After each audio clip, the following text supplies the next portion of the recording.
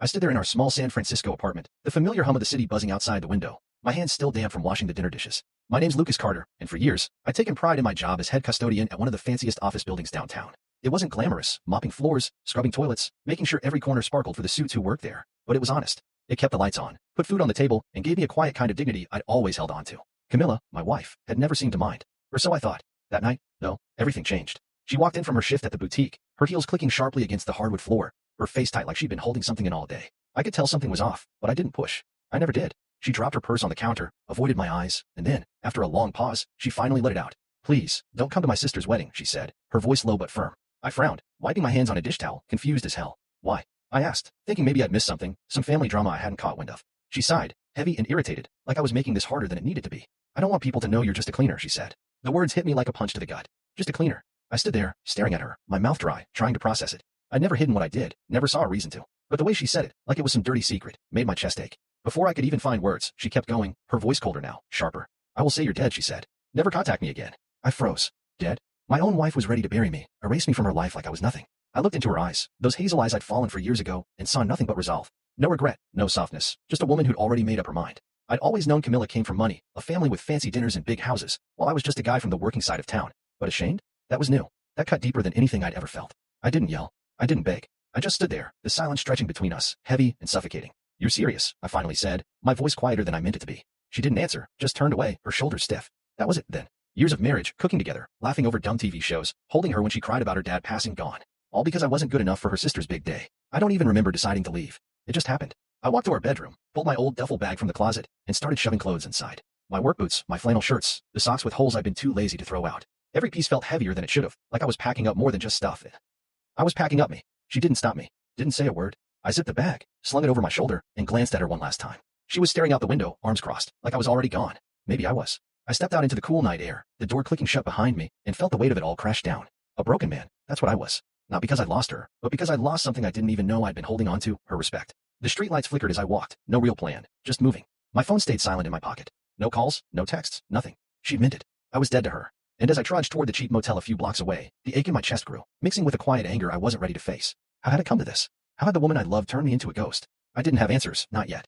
All I had was my bag, my pride, and a job that, apparently, wasn't worth a damn to the one person who mattered most.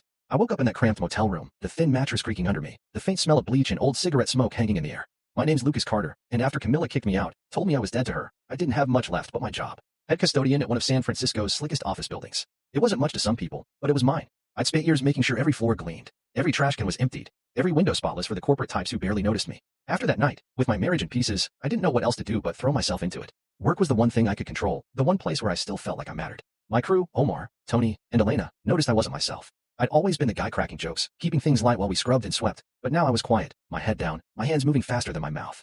Omar raised an eyebrow one morning, mopping beside me, but he didn't ask. Tony gave me a nod, like he knew something was up but figured I'd talk when I was ready. Elena, though, she watched me a little closer, her dark eyes soft with worry. I didn't say anything. What was there to say? My wife was ashamed of me, wanted me gone. I kept it locked inside, let the rhythm of the work drown it out. The building was my kingdom, 30 floors of glass and steel, and I knew every inch. That morning, I was up on the 30th, checking the supply closet, making sure we had enough paper towels and cleaner for the day. The sun was just breaking over the skyline, casting long shadows across the polished floors, when I heard footsteps behind me. Heavy, deliberate. I turned, and there he was, Benjamin Lancaster, CEO of Lancaster Holdings, the guy who owned half the damn city. I'd seen him before, striding through the lobby in his tailored suits, but we'd never spoken. He was tall, gray hair slicked back, eyes sharp like he could see right through you. "You must be the head of cleaning here," he said, glancing at my uniform, the name tag stitched with Lucas in faded thread. His voice was deep, steady, not a hint of judgment. I straightened up, wiping my hands on my pants, feeling a little exposed. "Yes, sir," I said. "That's me. I just do my job." He nodded, like he was sizing me up, then surprised me with a small smile. "Honest work is the foundation of any great business," he said. "My father started as a janitor before he built this empire. Never forgot where he came from." I blinked, caught off guard. A janitor? This guy's dad? Lancaster was a legend, billions in real estate, a name that meant power, and here he was, talking about mops and brooms like they mattered. I didn't know what to say, so I just nodded again, my throat tight. "I've heard good things about you," he went on, adjusting his cufflinks. "Keep it up." Then he walked off, his polished shoes clicking against the floor I'd buffed the night before, leaving me standing there, stunned. I turned back to the supply closet, my hand shaking a little as I grabbed a stack of towels. Honest work. Foundation. The word stuck with me, rolling around in my head all day. Camilla had never seen it that way. My job was a stain to her, something to hide. But this man, this titan, looked at me like I was part of something bigger. It didn't fix the hole she'd left, didn't erase the sting of her telling me I wasn't good enough, but it lit something small inside me, a flicker of validation I hadn't felt in years. I spent the rest of the shift moving faster, checking every detail twice. Omar caught me wiping down a railing that was already clean and laughed. You trying to impress someone, boss? He teased. I smirked, shrugging it off, but inside, I was holding on to Lancaster's words like a lifeline. My marriage was shattered, sure, but I still had this. My hands, my work, my pride. The elites upstairs might not know my name, but the building did. Every shining floor, every streak-free window, it was mine. And for the first time since Camilla turned her back on me, I felt like maybe that was enough. Not forever, maybe, but for now. I clocked out that night, the city lights glowing outside, and walked back to the motel, my steps a little lighter. I wasn't healed, not even close, but I wasn't nothing. Not yet. I was sitting on the edge of that lumpy motel bed, the TV flickering with some late-night show I wasn't really watching, when the mail came. My name's Lucas Carter, and after Camilla told me she'd say I was dead, I've been trying to keep my head above water. Work kept me busy, kept me sane, but the nights were harder, quiet, empty, just me and my thoughts. That day, though, the quiet got louder. I grabbed the stack of envelopes from the motel office, mostly junk, ads for car insurance, a pizza coupon until I saw it. A thick envelope with her handwriting on it, neat and sharp, like everything about her. I knew what it was before I even opened it.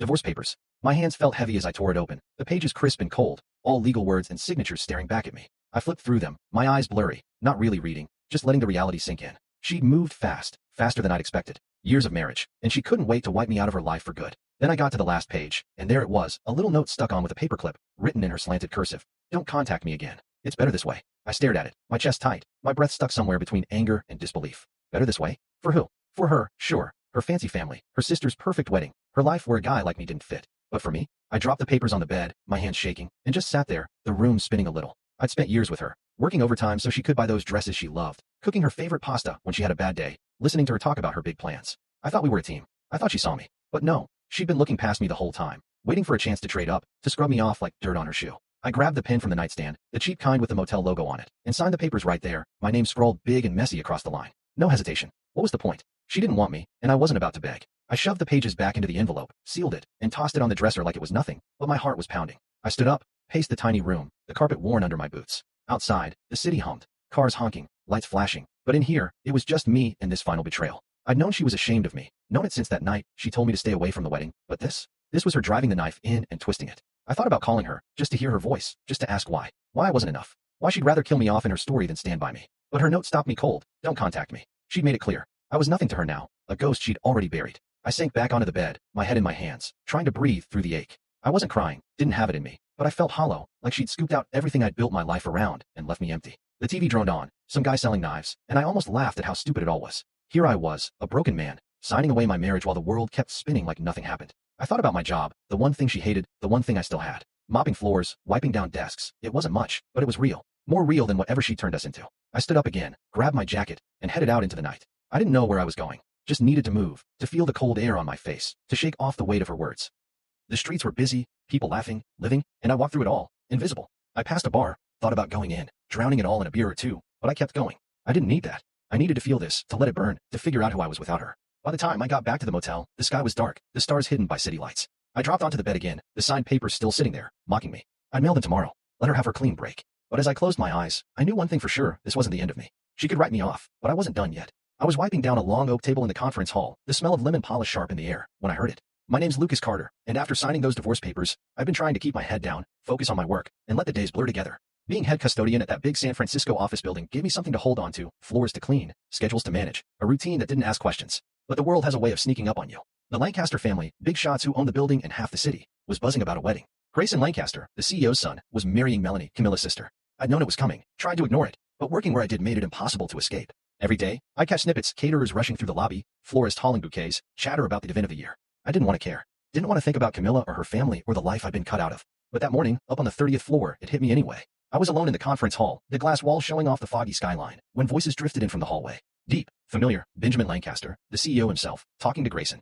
I didn't mean to listen, just kept wiping the table, my rag moving in slow circles, but their words stopped me cold. I heard Melanie's sister lost her husband years ago, Benjamin said, his tone thoughtful, like he was piecing together a story. Tragic thing. I froze, my hand gripping the rag so tight my knuckles went white. Lost her husband? That was me they were talking about, or the me Camilla had invented. Grayson's voice came next, calm and sure. Yeah, Melanie told me her sister's husband died in a car accident 10 years ago. My stomach dropped. 10 years ago? I'd been with Camilla then, married, alive, working my ass off to keep us going. No car accident, no tragedy, just a lie they'd spun to make me disappear. I stood there, the rag limp in my hand, my breath shallow. They'd erased me completely, turned me into some sad little tale to whisper about at fancy dinners. I wanted to laugh, but it hurt too much. The Lancasters kept talking, their voices fading as they walked off, but I couldn't move. My mind was racing, replaying Grayson's words, Melanie's lie, Camilla's cold note, don't contact me.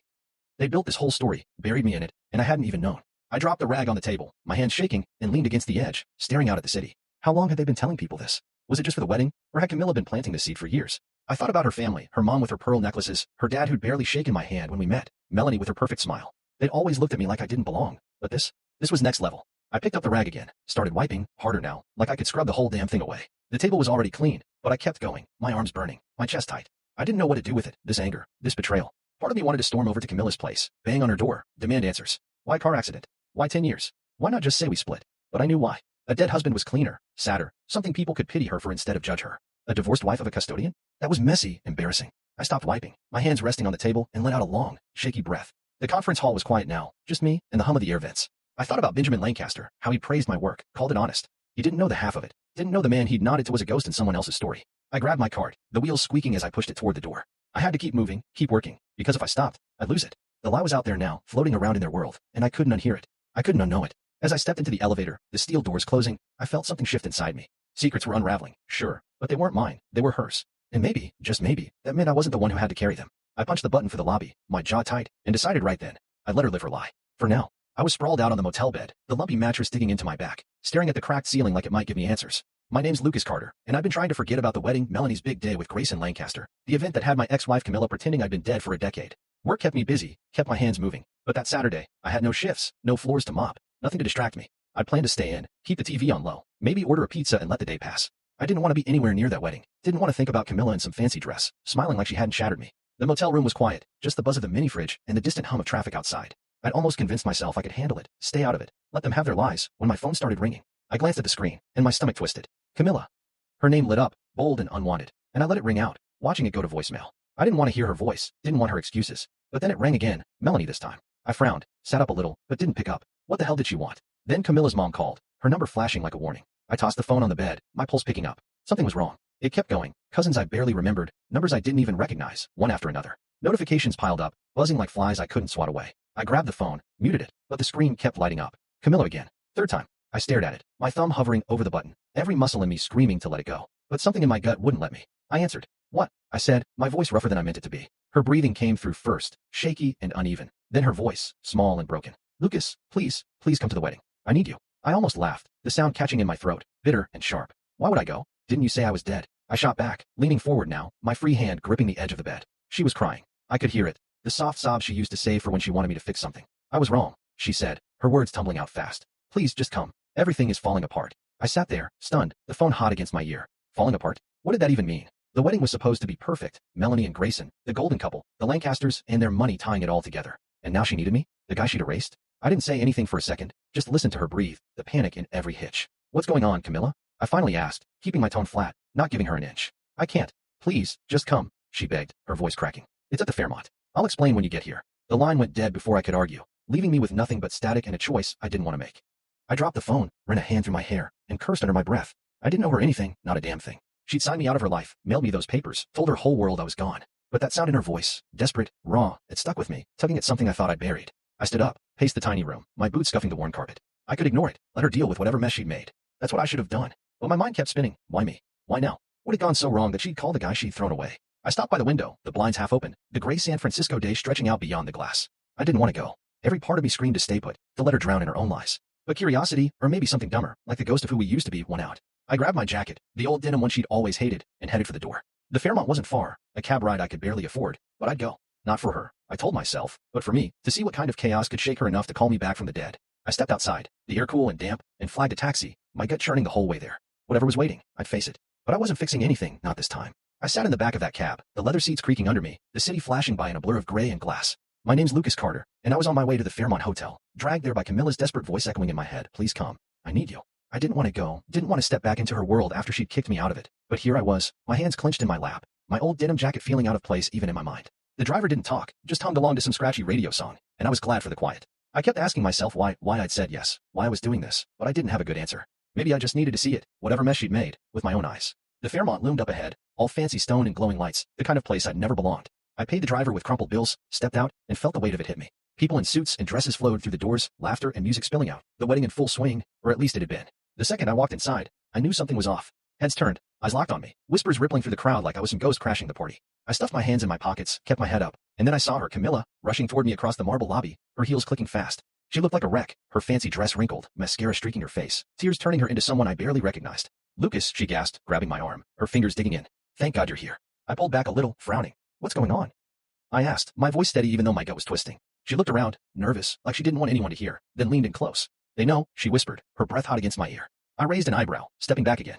Know what? She swallowed hard, her hands trembling. Everything, she choked out, her voice breaking. I stood there, staring at her, trying to piece it together. Everything? What the hell did that mean? She grabbed my sleeve again, pulling me toward a quieter corner, away from the gawking guests. Benjamin Lancaster found out, she said, her words spilling out fast. He knows you're not dead, knows I lied about it all. He confronted Melanie and me, and Grayson, oh God, Grayson's furious. He's talking about calling off the wedding. My head spun. Benjamin Lancaster, the CEO who'd praised my work, knew the truth? I crossed my arms, keeping my distance, watching her fall apart. So your lie blew up, I said, keeping it simple, my tone flat. And now what? Her eyes went wide, pleading. You have to fix this, Lucas. Please. I almost laughed right there, the sound bubbling up bitter and sharp. Fix it? Me? The guy she'd thrown away? And why would I do that? I asked, leaning against the wall, my jaw tight. You told them I was dead. You signed me out of your life. Why the hell should I clean up your mess? She flinched, tears spilling faster now, but I didn't soften. I'd spent years bending over backwards for her, working late, swallowing her little digs about my job, and I was done. I was wrong, she said, her voice small. I know that now. I shouldn't have. I didn't mean what? I cut in, stepping closer, my voice low but hard. To tell your whole family I died in some fake car accident? To make me a stranger in my own life? What didn't you mean, Camilla? She shrank back, wrapping her arms around herself, sobbing now. I was scared, she said. Scared of what they'd think. Scared of losing everything.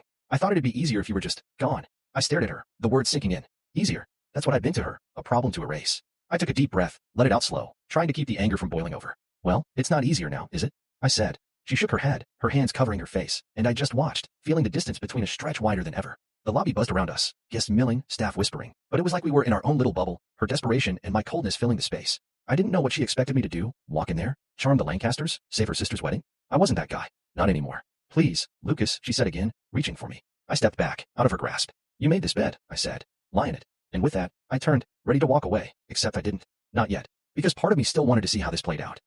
I stood there in that fancy Fairmont lobby, Camilla's tear-streaked face still in front of me, her pleas ringing in my ears, but I wasn't moving, not yet. My name's Lucas Carter, and I'd come this far, against every bit of sense I had, because my ex-wife begged me to fix her mess. She'd lied about me being dead, and now the truth was out, unraveling her sister's wedding to Grayson Lancaster. I could have walked away, left her to drown in it, but something held me back, maybe curiosity, maybe the old habit of wanting to help her. So I nodded, sharp and reluctant, and said, fine, let's see this through. Her eyes lit up, relief washing over her, and she grabbed my arm again, pulling me toward the ballroom. The doors swung open, and I stepped inside, the air thick with tension, chandeliers glittering above like they were mocking the chaos below. The room was packed, guests in tuxes and gowns, waiters frozen with trays, all eyes turning to me like I'd just crashed the party. And there, at the front, stood Benjamin Lancaster, his gray hair catching the light, his face hard as stone. Next to him was Grayson, tall and stiff, his jaw clenched, and Melanie, Camilla's sister, looking pale and small in her wedding dress. The silence was deafening, pressing down on me as I walked forward, Camilla trailing behind, her breath shaky. Benjamin's gaze locked onto me, sharp and steady, and he spoke first. So, he said, his voice cutting through the room, you're the man I was told had been dead for 10 years? I stopped a few feet away, my boots scuffing the polished floor, and took a deep breath. Yes, sir, I said, meeting his eyes. But I'm very much alive. The room went dead quiet, like everyone was holding their breath, waiting for what came next. I could feel Camilla behind me, shrinking into herself, but I didn't look back. This wasn't about her anymore, it was about me. Benjamin tilted his head, studying me, and I didn't flinch. I'd faced worse than this. Guess I owe you an explanation, I said, my voice steady even though my heart was pounding. My wife, ex-wife, decided I didn't fit her story. Said I was a cleaner, nothing more, and she was ashamed of it. So she told everyone I died. Her accident, 10 years back. Signed the divorce papers and told me never to contact her again. A murmur rippled through the crowd, low and shocked, but I kept going, the words spilling out now, raw and real. I didn't know about the lie till a few days ago. Overheard it right here in your building, Mr. Lancaster. Been working my job, keeping my head down, while she built a whole life without me in it. I paused, letting it sink in, my hands flexing at my sides. That's the truth. All of it. Benjamin's expression didn't change, but his eyes narrowed, flicking to Camilla, then to Melanie. Grayson stepped forward, his face dark with anger, and turned to Melanie. You knew about this? He asked, his voice low but cutting. Melanie's hands twisted in her dress, her lips trembling. Grayson, I swear, I didn't. I knew she said he was gone, but I didn't. Didn't what? Grayson snapped, cutting her off. Didn't think it mattered? Didn't think I'd care your family's been lying to me? Melanie's face went ashen, tears welling up, and she shook her head, but it was too late. The room felt like it was shrinking, the air heavy with the weight of it all. I stood there, watching it unfold, my chest tight but my head clear. I'd said my piece, laid it bare, and now it was theirs to deal with. Benjamin raised a hand, quieting the whispers, and looked at me again. You're the head custodian at my building, he said, like he was putting it together. The one I spoke to. I nodded. Yes, sir. Been doing the job for years. Took pride in it, even if she didn't. His mouth twitched, not quite a smile, but something close. Then he turned to Grayson. Son, what do you make of this? Grayson didn't hesitate. If this family can lie about something this serious, he said, his voice cold, how do I know what else you've lied about? I refuse to marry into deception. Melanie gasped, a sob breaking free, and Camilla grabbed my arm again, whispering, Lucas, do something. But I shook her off, stepping back. I've done enough, I said, loud enough for her to hear, for them all to hear. This isn't my fight. Grayson looked at Melanie one last time, then turned away, walking toward the doors, his shoulders stiff. The crowd parted, stunned, and I watched him go, knowing it was over. The wedding was dead, just like I'd been to them, only this time, it was real. I stood in that glittering ballroom, the chandeliers casting light across the stunned faces, the air thick with the fallout of the truth I just dropped. My name's Lucas Carter, and I'd come to the Fairmont at Camilla's begging, laid out her lies for the Lancasters to see, and now the wedding, Melanie and Grayson's big day, was crumbling. Grayson had walked out, his words still hanging heavy. I refused to marry into deception. Melanie was sobbing, her white dress crumpled as she sank into a chair, her hands covering her face. Camilla was next to me, her breath ragged, her eyes darting around like she could still fix this. I didn't move, didn't say a word, just watched it all unravel, my arms crossed, my boots planted firm on the polished floor. The guests were whispering, some slipping out the doors, others staring like this was some kind of show. I didn't care. I'd done what I came to do, told the truth, and now it was over. Camilla turned to me, her face a mess of tears and mascara, and grabbed my sleeve. "Lucas, please," she said, her voice breaking. "I'm sorry. I'm so sorry. Forgive me." I looked down at her, her hazel eyes wide and pleading, the same ones I'd fallen for years ago, and felt nothing. No anger, no pity, just a cold, empty space where she used to be. "You don't get it, do you?" I said, pulling my arm free. "This isn't about forgiveness. You made your choice. Live with it." She flinched, stepping back, her hands trembling. "I didn't mean for this to happen," she whispered. I wanted them to see me differently. You didn't think I'd matter." I finished for her, my voice low but steady. "You thought you could erase me, and nobody'd notice. Well, they noticed now." She opened her mouth, then closed it, tears spilling again, but I was done listening. I turned away, ready to leave, when Benjamin Lancaster stepped over, his gray hair catching the light, his face calm but firm. "Hold on a minute," he said, his deep voice stopping me cold. I faced him, nodding once. "Sir." He glanced at Melanie, still crying, then at Camilla, who'd shrunk into herself, before looking back at me. "That took guts, coming here, saying what you did," he said. "I admire men who work hard and take pride in what they do. If I'd known the truth about you from the start, I'd have had a very different impression of this family." I didn't know what to say, so I just stood there, my hands in my pockets, waiting. He adjusted his tie, then dropped a bombshell. "You're wasted as just a cleaner," he said. "I want you to come work for me, head of facilities management for Lancaster Holdings. Better pay, more responsibility. You've earned it." My jaw dropped, just for a second, before I caught myself. "You serious?" I asked, my voice rough. He nodded, a small smile tugging at his mouth. "Dead serious. Think about it. Let me know Monday."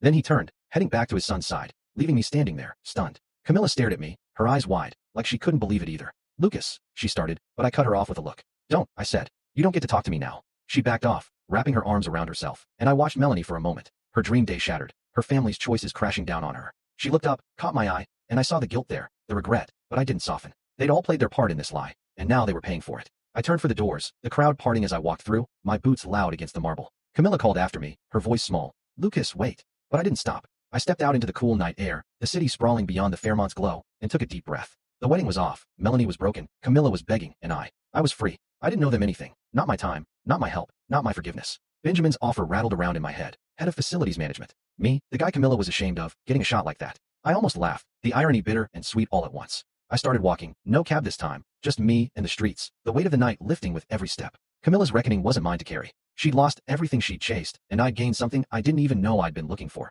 a chance to be more than she'd ever let me be.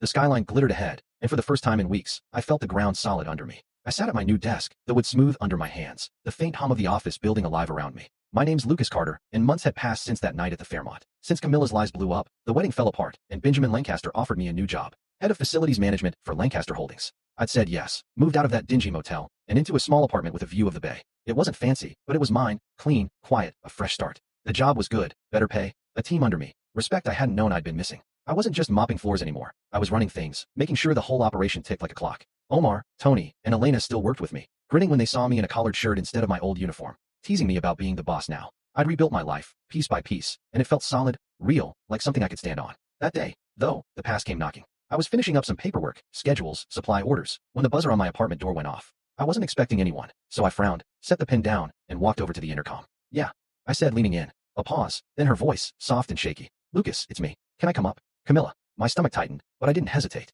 "What do you want?" I asked, keeping it short. "Please," she said. "I just need to talk." I stood there, my hand hovering over the button, every part of me wanting to say no. I didn't need her dragging me back into her mess. Not now, not after I'd finally gotten free. But something in her tone, quiet, broken, made me press it anyway. "Fine," I said. "Come up." The wait was short. I heard her footsteps in the hall, slow and hesitant, then a knock. I opened the door, and there she was, Camilla, standing in my doorway, looking smaller than I remembered. Her hair was pulled back, her coat plain, no trace of the polished woman she'd been at the wedding. Her eyes met mine, red-rimmed, nervous. "Hi," she said, barely above a whisper. I didn't smile, didn't step aside right away. "What's this about?" I asked, my arms crossed. She bit her lip, shifting her weight. "Can I come in? Just for a minute?" I sighed, moved back, and let her step inside. She glanced around. New couch, coffee table, the view through the window, and I saw her take it in, like she was seeing me for the first time. I shut the door, leaned against it, waiting. "I regret everything," she said finally, turning to me, her hands clasped tight. "I was wrong to be ashamed of you. I see that now. I've missed you, Lucas." I stared at her, the words hanging there, and felt nothing stir. No warmth, no ache, just a flat calm. She kept going, her voice trembling. After the wedding, after it all fell apart, Melanie wouldn't talk to me for weeks. Mom blamed me. I lost my job at the boutique.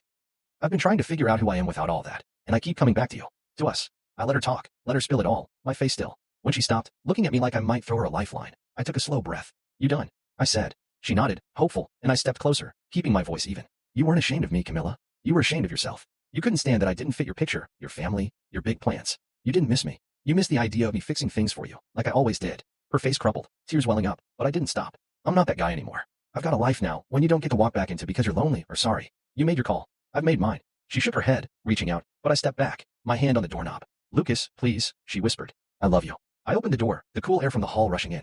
You don't, I said. You never did, not the real me. She stood there, frozen, tears streaming now, and I nodded toward the hall. Go. She hesitated, then walked out, her shoulders slumped, her step slow. I shut the door behind her, the click loud in the quiet, and leaned against it, my chest tight but steady. I waited for the regret to hit, the doubt, but it didn't. I walked to the window, looked out at the water shimmering under the city lights, and felt the weight lift. She was gone for good this time, and I was still here, standing taller than I ever had with her. I leaned back in the chair on my balcony, the cool San Francisco breeze brushing my face, a mug of coffee warming my hands. My name's Lucas Carter, and I come a long way from that broken man who'd walked out of Camilla's life, or who she'd pushed out, depending on how you look at it. It was early, the sun just creeping up over the skyline, painting the bay in shades of gold and pink. My new apartment wasn't big, but this spot, the balcony, was my favorite. It was quiet up here, just me and the city stretching out below, a view I'd earned.